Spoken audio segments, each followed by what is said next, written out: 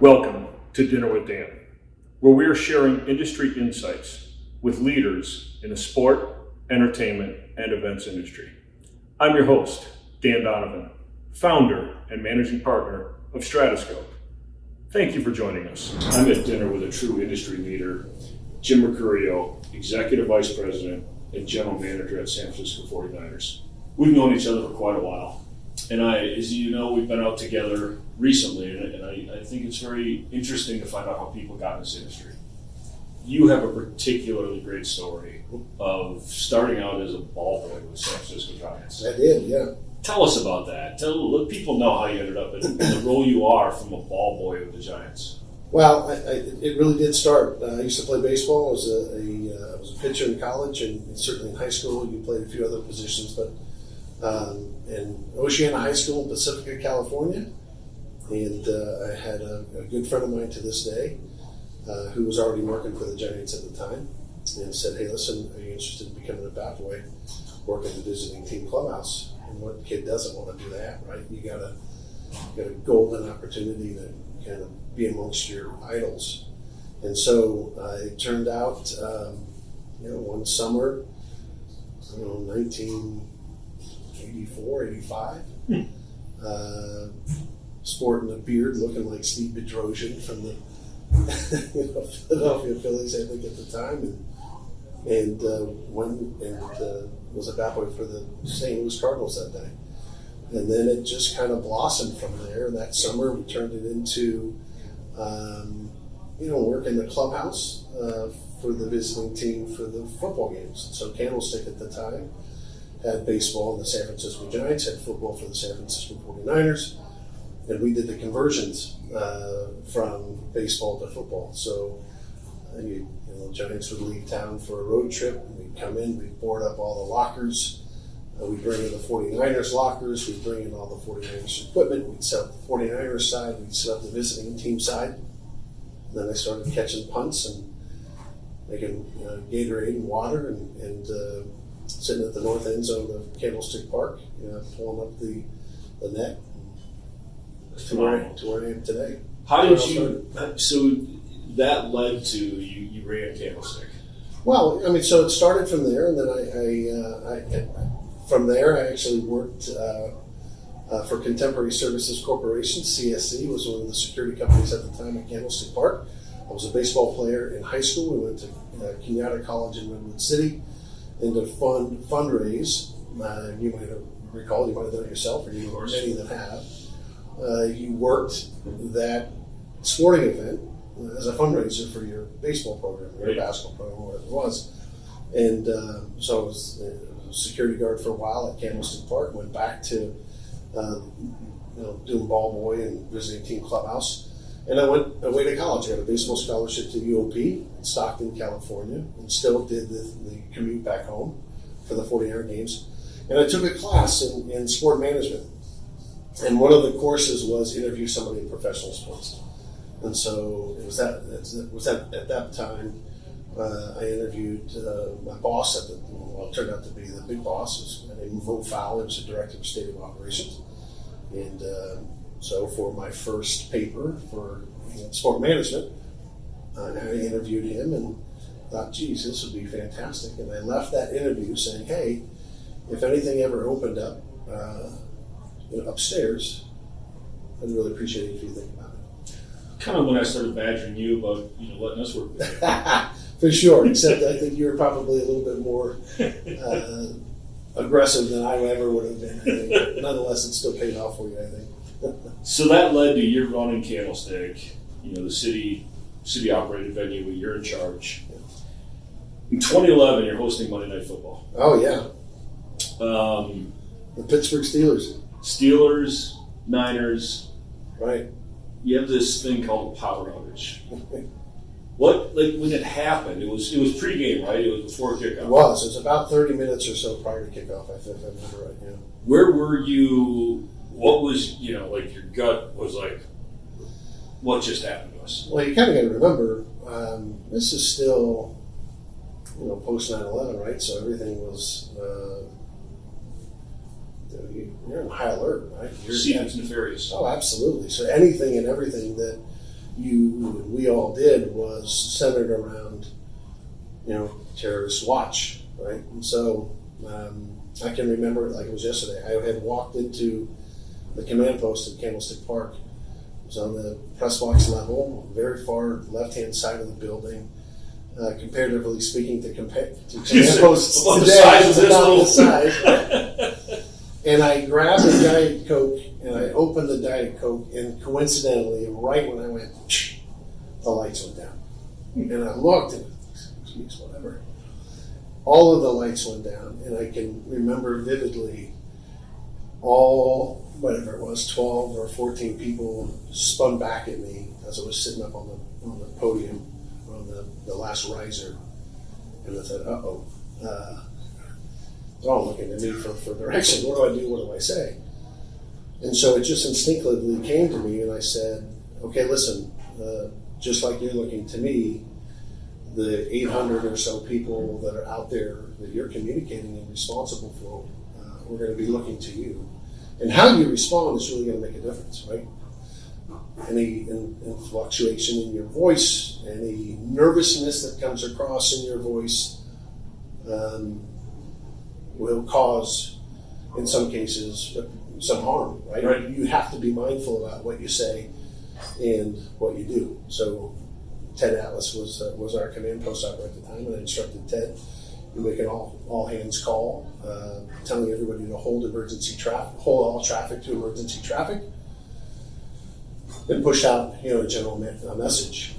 And I said, and go do the job that you were here and trained to do all your life. Right. That's all I did. And everybody else did the rest of the work. At least that's what I'm humbly saying. That's really all I did at the time. Everybody turned around.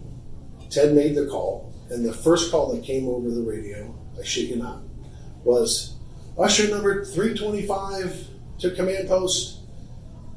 Go Usher 325. We've got a nacho spill in section 42. And I'm like, but it couldn't. So much for emergency traffic. It was the greatest icebreaker of all time, right? Because everybody was so tense, and everybody just erupted in laughing. And then we really started to try to understand what's going on and what happened. As it turned out, we had a transformer blow off of 3rd Street, right just adjacent to the stadium. And at that point in time, that first 10 or 15 minutes of that event, I have to tell you, was probably some of the most nerve-wracking moments kind of in my professional life, not knowing really what was going on. And then we were able to get some eyewitnesses. Hey, I saw something pop. I saw a flare here. We started being able to put 2 and 2 together. And fortunately, that night, I had Greg Sir, who was the chief of police at the time. I had the fire chief who was there, Joanne Hayes White. It was a Monday night game. It was a big game, so all the people were in town, and so or at the game. So it gave me an opportunity to show a unified front. When any time I was out in front of the cameras with it, it wasn't so much me that you wanted to listen to, or 70,000 people needed to listen to. They needed to see that if the chief of police was behind me or to the side of me, and the fire chief was behind or to the side of me, Mike Gay, who was the chief engineer and stadium manager for the city, who was there, and the engineer, which we can probably get into later, with his name on his shirt. Right. He was one of the most important people in the building at that time, because I looked at him as the incident commander, because it was a power issue, right? And so no better than to listen to somebody that has direct knowledge. You don't want to see a politician up there. You don't want to see, me. They really wanted to see, though, a united front of all those people. But in time, they did see you. They did. You walked out on the field. You listened to my story. Yeah, I've heard this story once or twice. So I came down. One of the first things I needed to do was contact our owner to let him know what we think is going on. Teams are still in the field? Teams were still down in the field, so that was the next kind of call. We had some, ring downs to the officials' locker room, just the normal things you got to do. To both teams, so we understand, from the ring downs, you still had. It was important to be able to give them, as much information you could first. Absolutely. as it was to be able to communicate to the 70,000 people, but I had no boards. I had no sound system, right? And this is now why people have redundant power now. This is why stadiums do a tremendous amount of effort and work in redundancy, not only just in power and sound, but everything. Emergency power, you get usually 2 feeds that come into a stadium, where before you had 1 feed.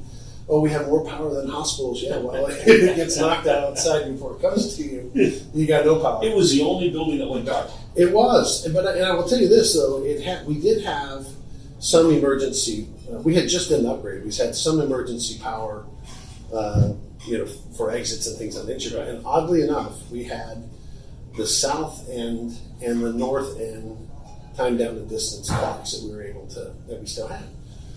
And so I walked across the field and I thought, okay, I'm in a suit. I'm walking from the visiting side to the 49ers side where we ran the sound, the field sound and video, in some cases video stuff, most of the video things, but the sound and the production was down on the field. And I thought, okay, just like I told everybody on the command post, there's going to be some eyes on me and how I behave. If I run across that field, which everybody knows I don't run anywhere half the time, but if I jogged, if I showed a sense of nervousness, of concern, that could be very detrimental, not only for all of my employees or all of our employees, but for the 70,000 people there. Right. And so I walked, and I'll never forget it, Lori Murphy, who's still with us today with E2K, I walked over and saw her, and she looked at me, she kind of gave me that eye, trying to see what I know, what I didn't know.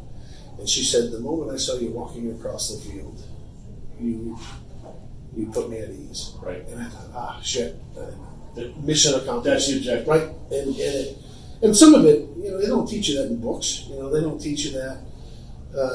Some of it's instinctive, but I'll never forget that. And so to that day, it was kind of one of my proudest moments, right? Because it's so, you never know how you're going to respond in a crisis. It's nerve-wracking, but you have to remember people are counting on you. And so you don't want to lie about it. You don't want to, but it's like playing poker too. You don't want to Tell them too much. Correct. I have another client in the Bay Area that you know well, at Salesforce, and the head of security back then, he told the flight attendant story. Whenever we did emergency opsing, if you got a lot of turbulence and the flight attendant was calm, cool, and collected, Yep. It's okay. The flight attendant freaks out, we got a problem. Right. But then it happens again. So you get through this first one, and when it happened the second time, second quarter? It was, and so, here, I'll go back. What I ended up doing was I didn't have any way to communicate to people, but I knew I needed time. And so one of the things that we came up with was put some time on the clock and count it backwards. Right. That's all I had. When you do, you're going to get power back, and it's going to take so much time for life. we figured I didn't know anything at the time. I just said, I see the clock's working. Give me what you can. So give me 15 minutes. And I said, clock it down.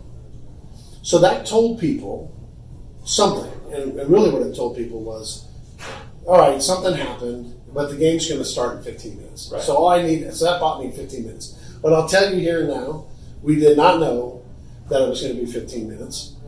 Then when it got to about 3 minutes, I said, give me 15 minutes. I got to figure this shit out. Can I get another 15? Right. Thank you very much. Amen. Right? Right. So we put another 15 minutes, and you get a crowd kind of go, and then but anyway, we got it. We figured it out. We lost a transformer. They were able to manually switch over to that second.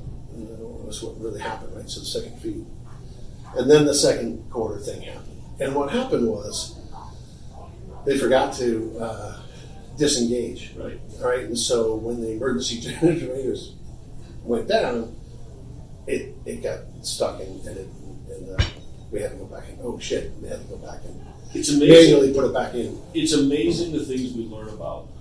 Right, we're operators. Oh, listen, I'm not a power guy. All of a sudden, you're a power guy. I am not a power guy, right? In the last 2 years, you've become a COVID expert. Like I have, right? Like the stuff we learn about because of the roles that we play. In July 2014, you open Levi Stadium. Yeah, that was a year early, right? We were supposed to. It was supposed to be 2015, right? And then the call came over. Hey, what do you think about? Actually, I don't think it was a question. It was we're opening it. Right. Accelerate the timeline a little bit. Right. I badgered you for a little while. We were at NFL meetings or whatever. Like, Jimmy, need us. Jimmy, need us. You're like, no, I don't. I don't know where we were. I think we were in New Orleans at a Super Bowl meeting. And you're like, hey, I'll save the phrase for now. Come over here. We're going to talk. I'm sure there was some sort of obscenity involved. What was, we got involved as extra arms and legs and some of the expertise that I had with that firm. What were the biggest challenges? You're running Candlestick. You got a design team, and they're asking you they want answers. Yeah, I think for me, if as I remember it, the biggest issue and challenge was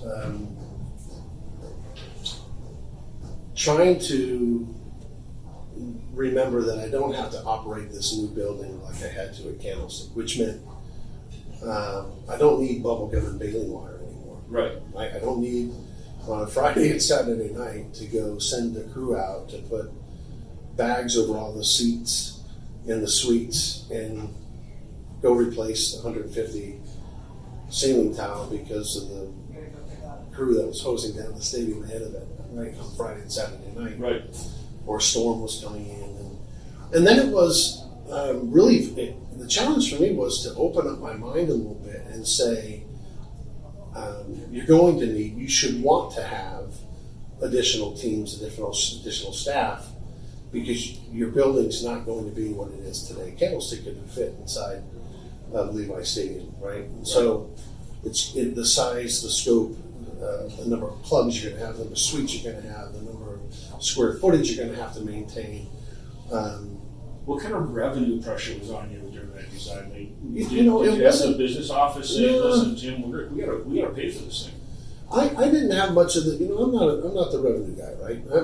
Where the only revenue when I become the revenue guy is where I can save on costs, right? There's a couple things operationally when you're involved that you on the expense side you can call revenue, you can turn into revenue by reducing cost services. Really, my role was let's do all I can to reduce costs, and that still is today, without compromising integrity and safety and security and operational effectiveness, right? But it wasn't so much pressure on the revenue side. It was really more being able to know and remind myself we're not in Kansas anymore, right? And no pun to anybody that's in Kansas, but it was you're thinking too small, right? You have to open up your kind of span of control and understand that, hey, you should be looking at this from a little bit different of a perspective, a more grand perspective. That doesn't mean you have a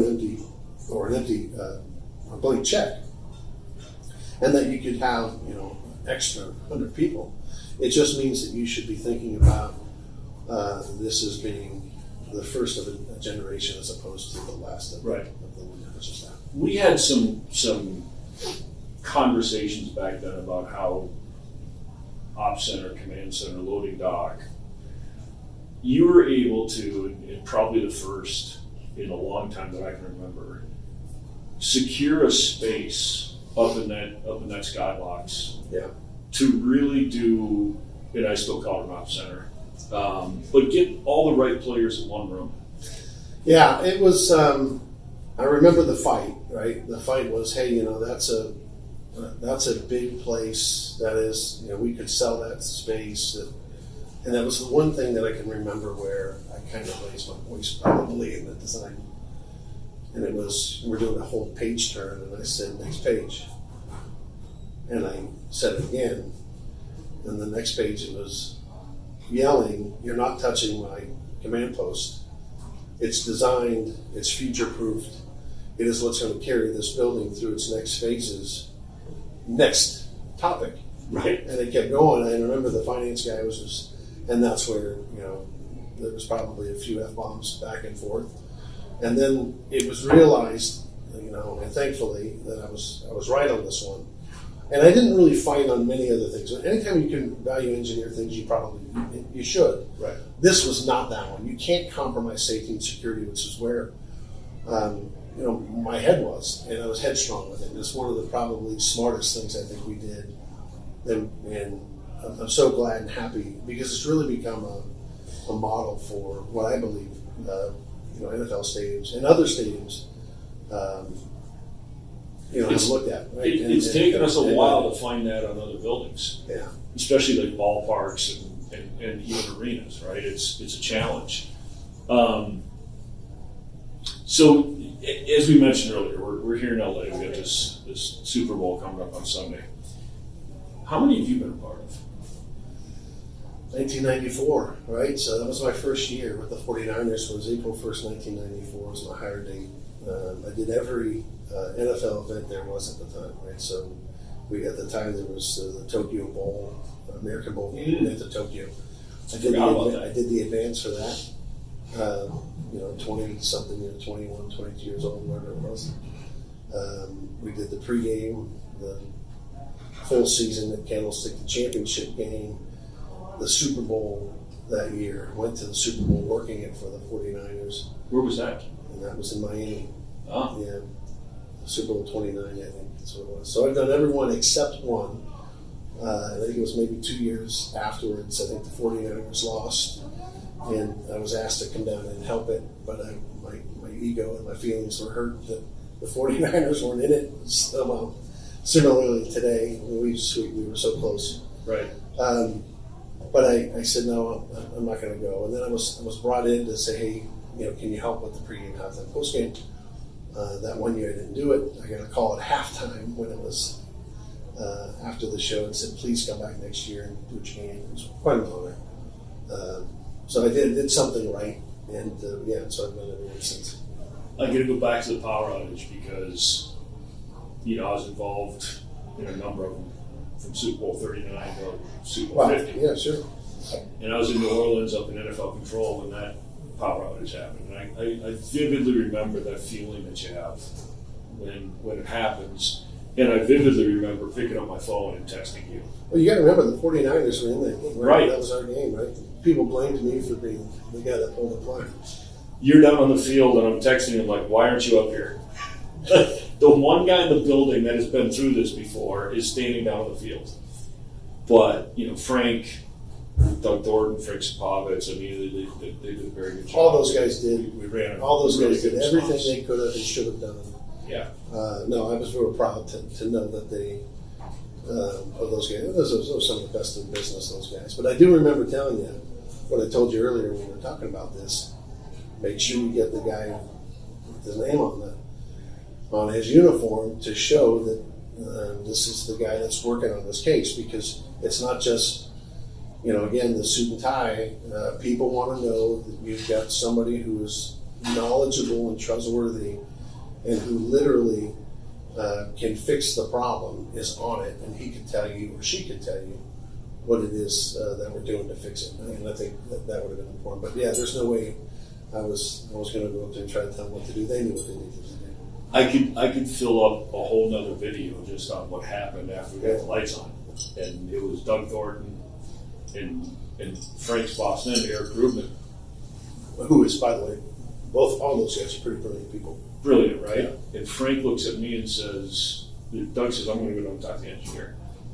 Smart. And Eric says, I'm going with you. And Frank looks at me and goes, you're going with them.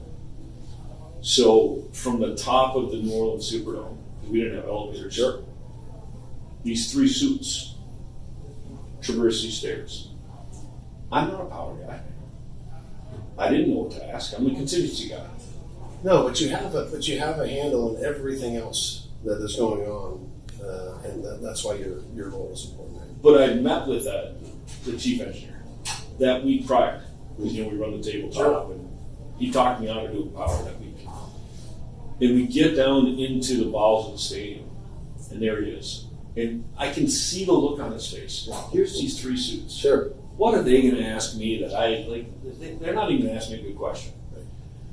I had no idea that Eric Rubin was the chief I tell you, he's on this boat, yeah, and he ran a power company. Correct. So he starts questioning this guy, and this guy's like, he all of a sudden, one of these suits actually knows what to ask. Right. It was quite the experience. Eric, and even before that, but after that, he was quintessential in making sure that the NFL added that to their checklists, not just for Super Bowl, but for all of the other games and things that you guys are doing, redundant power, and what are you doing to do testing and things of that nature.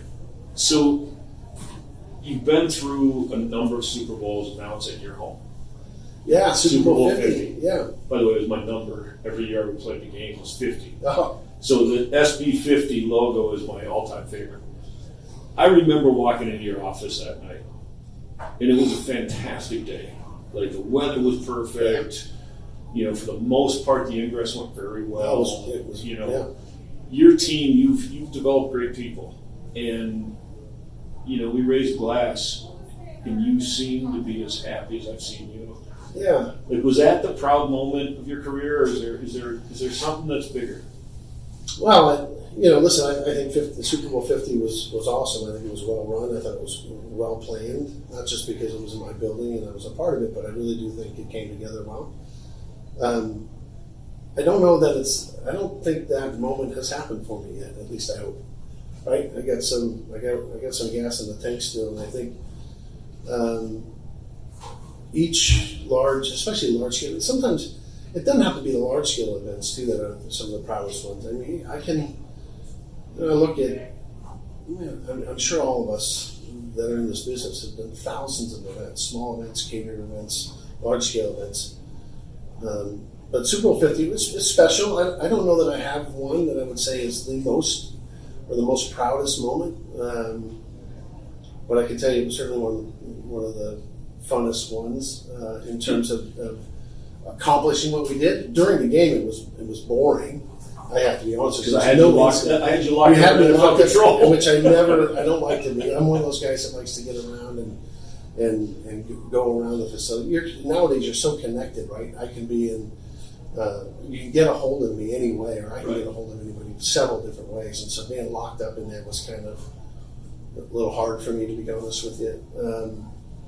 But I mean, I don't know, the college football championship was an awesome event. The crowd was just unbelievable. The WWE was awesome. We did that, right? We did the NHL on ice at our facility outside. Winter Classic. Winter Classic. Yeah. I mean, so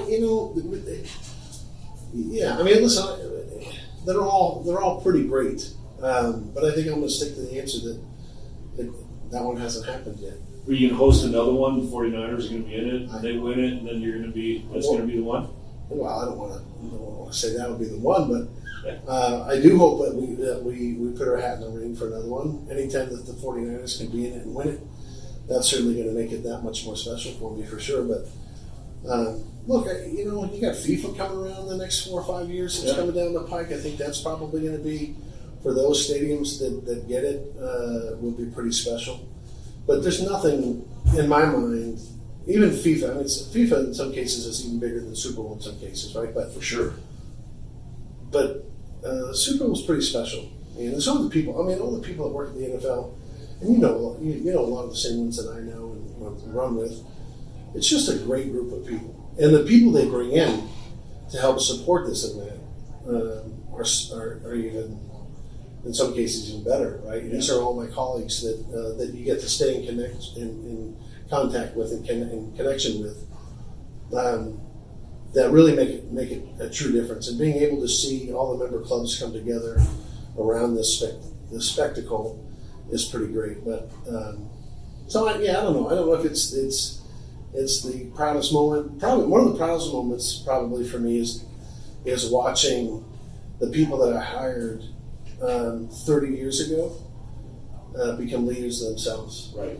That's probably, honestly, one of the most proud things that I can talk about. I'm going to come back to that team you've developed, because you've developed some great guys, and one of them's a leader here at SoFi Stadium. But I don't want to get away from Super Bowls until we talk about Kevin Hart. I love it, Kevin. 10 seconds of social media fame. Sure. And you're a big social media guy. Oh, if anybody knows, I'm the guy that I joke and say I don't even know how to turn it on. You know. What Super Bowl was that? Gosh, I don't even know. It was Philadelphia. It was Philly. When Philly. It was after I was involved. Yeah, my last one in the roll was 50. Five or 6 years ago, probably. I guess is where it's at. So should we just play that clip real quick? Oh, jeez, you did, huh? Yeah, this is the Conan O'Brien clip. Trophy presentation. We have a photo here. This man is stopping you. This man is stopping you from getting up there. Tell us a little bit about this exchange. What's happening here? Well, first of all, that's a good man. Yeah. Okay, that guy did his job. He did his job. That guy did his job that day. So you're responsible for making sure the right people get onto that podium, and you get this guy. Yeah, gosh, you know what? It's really not that difficult of a job from the standpoint that there's only supposed to be, you know, at that time maybe 7 to 12 people that get on the stage, and I'm on the first. I'm blocking the stage myself on that first. I'm raised maybe 3-4 inches, and what people don't really know is that several people had called and asked my team to escort him down. If you listen to him in the interview, he'll tell you that he was going everywhere. He's socially engineered. Oh, he was going through. I'm Kevin Hart. I'm going through the deal, and nobody's going to stop me. But he's we got a diamond package as he's walking down the concourse. Anyway, he gets to the deal, and it was then and there that he was a little aggressive at first, wanting to get up on the stage, and he kind of looked at me, and I just said, "Hey, Kevin Hart, I know exactly who you are, but you're not going to get up here." The face, though. Well, when I saw that look on your face, when he's like trying to talk his way past you, and you give him that. You've had that look for me. I've seen that look once or twice. It's just one of those things. After a while, you kind of, I don't know, maybe you lose your little patience, but and then I looked up and there's my head on the screen. I don't know, Neither of us have the head that you want to put on. No, or the face. Right. So, listen, it all worked out. He was very respectful thereafter. I've seen him a couple times since. He's funny right now. Right. But it all worked out in the end. That's good. Yeah. It was great. It was great for those of us that know you well to see that. I tell you what, my phone in that. When that was live, I think I had 150 to 200. I'm like, what's going on, And then it was, hey, you're trending on social media. Then I got a text message from a guy that owed me money that I hadn't heard from for a year. He's saying, hey, Kevin Hart's trying to find out who you are. And he wanted to tell him who you are. I said, no, just pay me the money you owe me. You were Monday morning national media. I mean, the Today Show, Good Morning, you were on every one of them. Yeah, but that's not my place, right? That's not my role. My role is, and that's why you won't, I don't think I've ever even talked about this before, but, listen, if all those guys had their druthers, I would have been on some of those shows. And For sure. That's not what my job is. That's not my role, and that's where I felt that, people have to understand that, the story isn't about me. The story should be about the guys that Dallas just did everything they could to make that game happen. Right. And then, of course, for the Philadelphia Eagles that won that, that's what this moment's about. That is where the NFL, and the commissioner comes down and pays ultimate respect to the owner and to the MVP and to the coaching. That's not for me to be in the way of that. That's not, and with all due respect to Kevin Hart too, it's not his. I think you realize that after, maybe a few hours. Well, there's this thing called the Lombardi Trophy that's kind of the most important. Right, and so so I really believed in that, and I still do to this day it's not about me. And so that's why you didn't hear me say anything about it. Let's go back to the people. You're passionate about developing people, and you already talked about some of your counterparts at other stadiums. We're going to have Joe Coomer on the series. He's here. He's done. I don't know how he did Super Bowls with me. He's done Super Bowls with Safe. He's doing with you. Strong guys. But you've got a Bill Walsh type tree of people that have worked under your guidance and have left, and they're with other buildings. You got one at MetLife, I think, right now. You've got one at SoFi. Tony Roman, all good people, but though I appreciate it, I'm nowhere near Bill Walsh, even in my side of the business. But though I am very proud of the people that worked for me and that have moved on, and equally as important for those that are still with me today. Listen, I think if you really look at what it is you do, whatever field you're in, and the people that either work for you or work alongside of you, it's not about me, really, right? It's about them and being able to pair strengths with their strengths, pull away, pair weaknesses and strengths and match them up a little bit better. I like to think that's kind of what I do fairly well.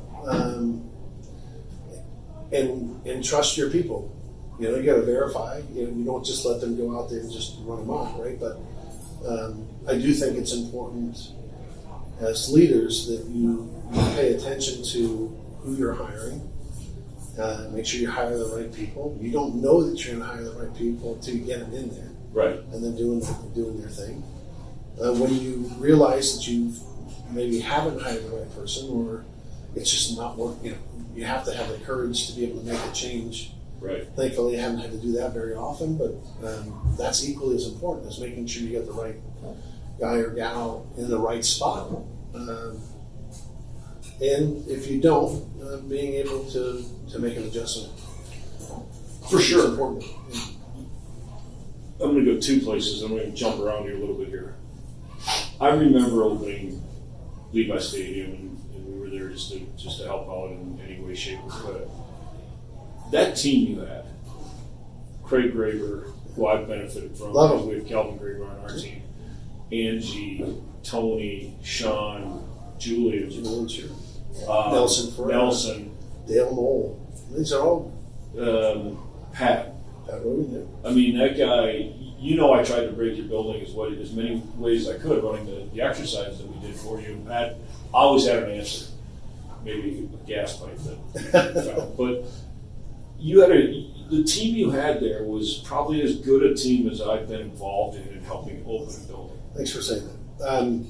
Look, we had a great team at Candlestick. We brought a lot of those guys with us. Guys and gals, I should say.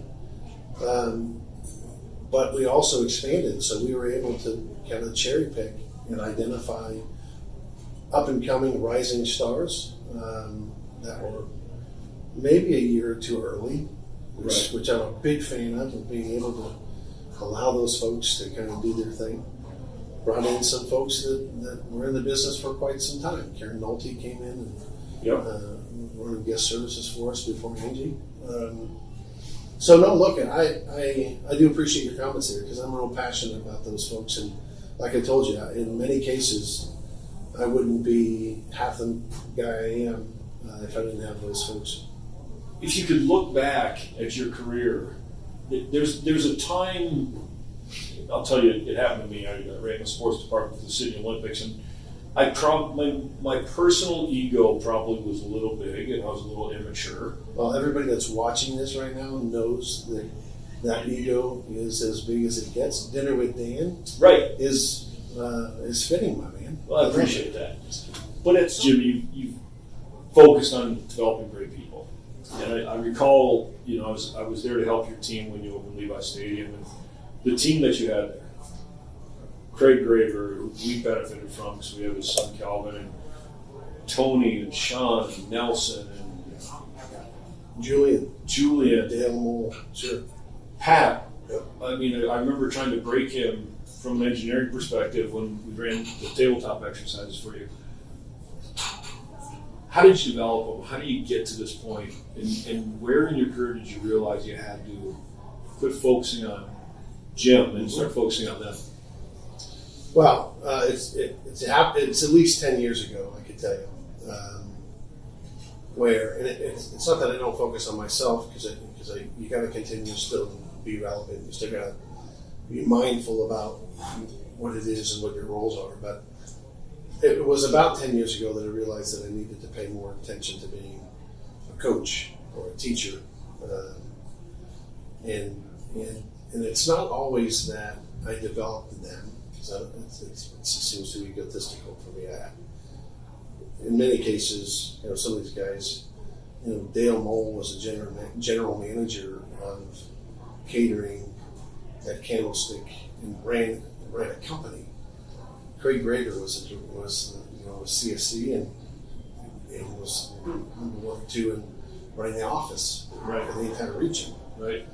Julian Sakti, who's been with me for quite some time, will tell the story maybe later tonight when he first came aboard and some of the jobs that he started with. He is one that has kind of gone with me through the ranks. Nelson Ferreira, right? He helped open up Pac-Bell Park, or AT&T Park in San Francisco Giants. So all these guys and gals had, pretty damn good foundation. I like to think that maybe I sharpened them a little bit, or rounded some edges a little bit.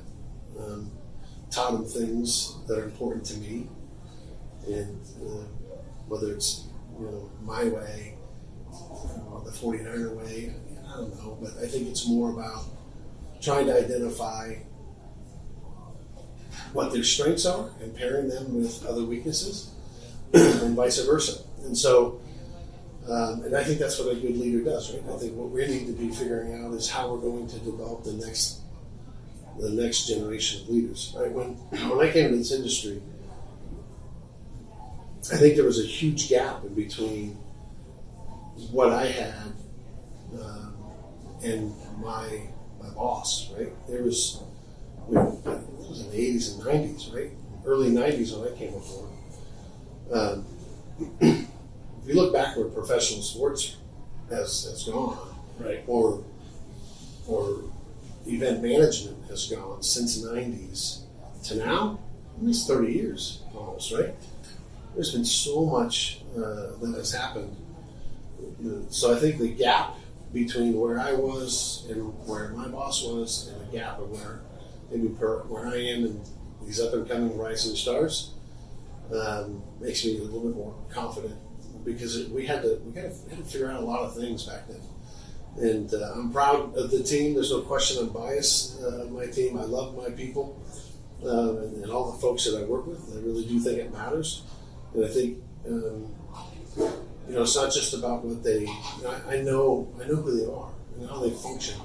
I know their families. I want to know their families. I don't do it because there's some benefit that I'm going to gain from it. It's just I genuinely care about these people. So I think that helps with the longevity and why they stick around, I think. You and I have talked about it, and my first experience, the phrase that you've used before, when I got to Georgia Tech in the early 90s and Bill Lewis was the head coach, the first day of employment at Tech, I met with the head coach, and he said to me, anybody can tell me my defense sucks.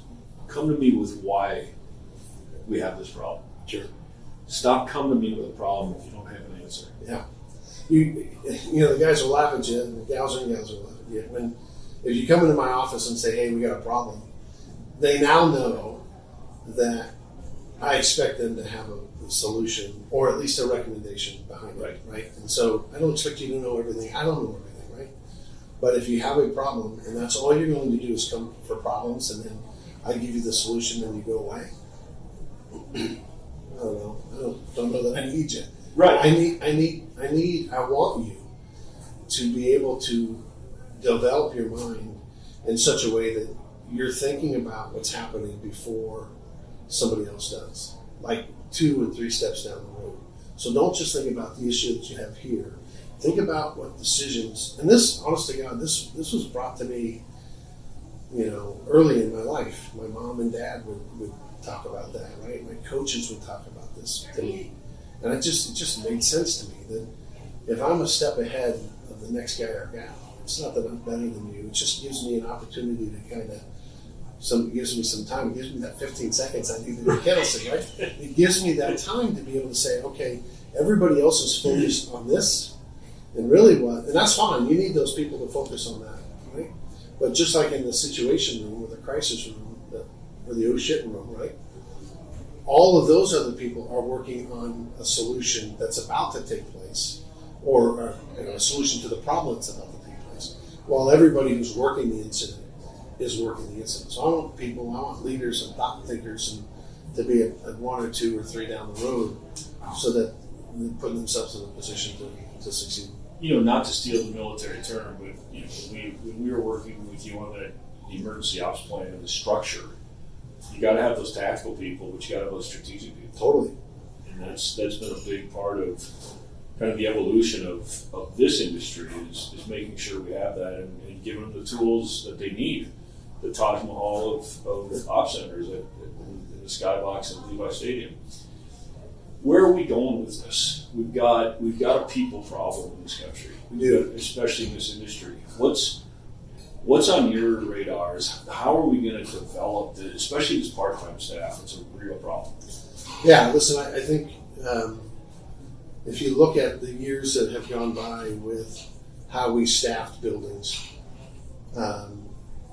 kids coming out of college, internships, part-time employees, to the other end of the spectrum. Let's focus on retirees. Let's see if they want to work some of these events. I think there's still some of that that's going to work, but what you've seen these past 2 years is with COVID, for example, you got all these part-time folks that are just looking at other ways to get paid without working, right? In some cases. You've got the retirees that are saying, geez, I don't know that it's worth it to put my family in that situation because there's so much unrest and unknowns about what this really means. What this, seeing people die, it's real, right? People really affected folks. So they're making some conscious decisions as to whether or not I want to do this. I think we have to invite people back into our lives. In fact, invite people back into our family. Teach them why, tell them why, show them why. It's economically beneficial. I think we really got to figure out ways to develop skill sets so where it's not just a part-time job anymore, right. That maybe there's some hope that it can turn into a career. I'd love to be able to try to figure out a way to cross-pollinate, train not just security folks, but security and guest services and food and beverage and parking and all of these game day employees that you can perhaps redeploy. We've done that, for certain things, but I mean everything. Where, today you may be working as a security guard, but tomorrow you may be, in the concession stand, or you may be in the parking lot for a little while, right? Where you could, because you're going to have to figure out a way to reduce your workforce because it's not going to be sustainable. Because the costs of doing, especially in California, the minimum wage is driving that. Right. And again, people just are not willing to do what they used to do to get by. Yeah. They're figuring out new ways to make the same amount of money or a little bit less. And so you got to entice them to make them feel a part of your family. I think this is where you got to start. I think it's a huge topic. Seeing it outside of our industry and elsewhere. I want to wrap up soon, but what's the I other? got a snake coming here at any Yeah, point. of course. I mean, this. What is this stuff going to do for a guy like We're myself? going to do page 1 of the menu. What's the other big thing that's out there? Like when you look out, you just wrapped up a season. You've got whatever your calendar looks like at Levi Stadium. What's the big topics that you're worried about? It doesn't have to be security related, but other than people. Well, it's people, process, technology. Tech isn't the end all be all. There are some things, there's no doubt, that you can use technology to help reduce the number of people that you have. Work a little smarter, a little faster, a little stronger, a little harder. I would probably stack rank it. You got to fix process.